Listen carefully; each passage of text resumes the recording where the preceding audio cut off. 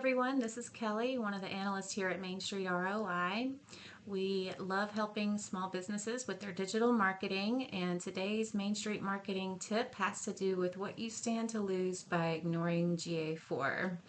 I know that many marketers and small businesses out there are so tired of hearing about GA4, and we are so tired of saying either no thanks or go to Setup Assistant in our Universal Analytics properties.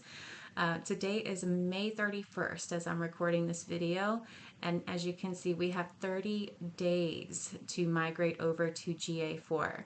So if you are a small business or a digital marketing specialist and you've been procrastinating about migrating over to GA4 and you're not sure why it's so important, then this video is for you.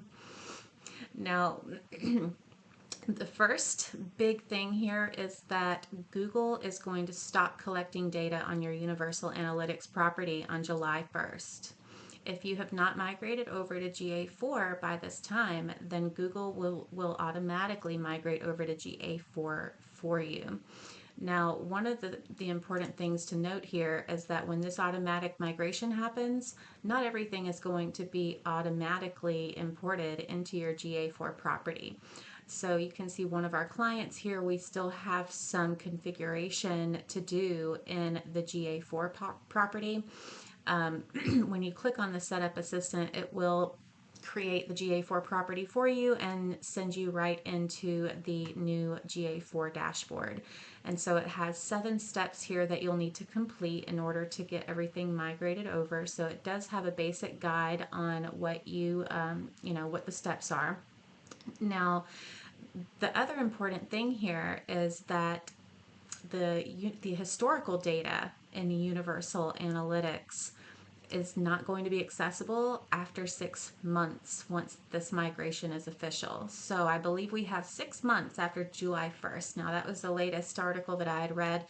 I'm not sure if there are updates to that, but if you want to retain that data from Universal Analytics, then you have got to get that downloaded and stored somewhere else, either in a Google Sheet or using, some of these BigQuery softwares. Oh, goodness, I can't get it out. But yeah, there are software out there that you can connect to your Universal Analytics account so that you can extract some of that historical data and store it elsewhere. Now, another big thing as far as GA4 is concerned, it will affect your Google Ads campaigns as well. So if you are using a Universal Analytics property and you have custom audience segments in your Google Ads account for that property, then those segments are going to be going away as well. So you will have to recreate those custom segments in GA4. Another big thing here is that if you're bidding on imported conversions that are coming from your Universal Analytics account, then these are going to basically stop tracking on July 1st if they have not been provisioned in GA4 as a new event and a new conversion. So that's one of the things that will not automatically migrate over when Google does this for you on July 1st if this process has not been started yet.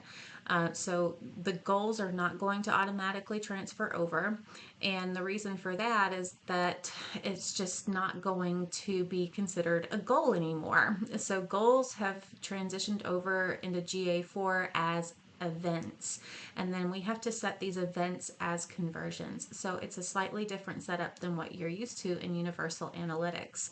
But there's a lot of reasons for doing this, and it will benefit all the small businesses that have taken an early adoption approach here to GA4, because you're getting familiar with the dashboard and you're also able to do some exploring and learn how to navigate all of the different ins and outs in GA4. Now, one of these key differences between UA or Universal Analytics and GA4 is the way that you can visualize the customer journey. So there's the ability to do cross-platform tracking in GA4 that that we were just not able to do in Universal Analytics.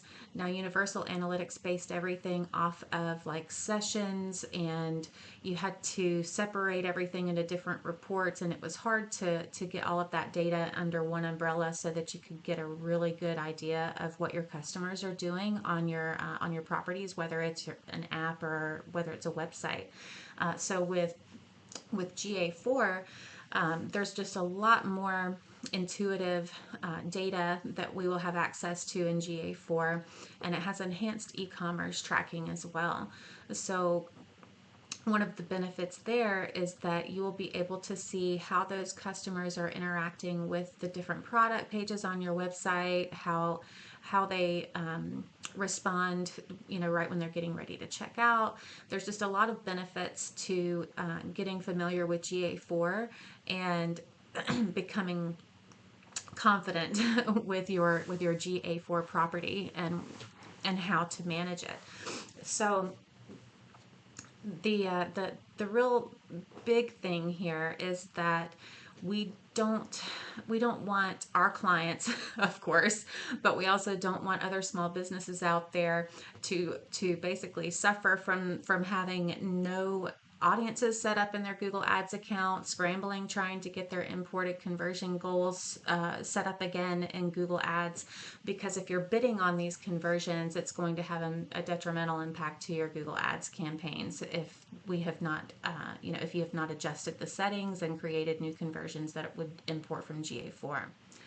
I hope you found this video helpful. We specialize in helping small businesses with their digital marketing. That includes SEO, Google Ads, social media marketing as well on Facebook and LinkedIn. We also help agencies assist their clients through our white labeling services. So we do actually have a GA4 training coming up on June 22nd, and you should see a link to register for that down below in the video description. We would love to help guide you on how to get those settings properly set up, so do sign up for that. And if you found this video useful, then please share it as well. We hope to see you on the June 22nd training, and thanks for watching the video. Until next time.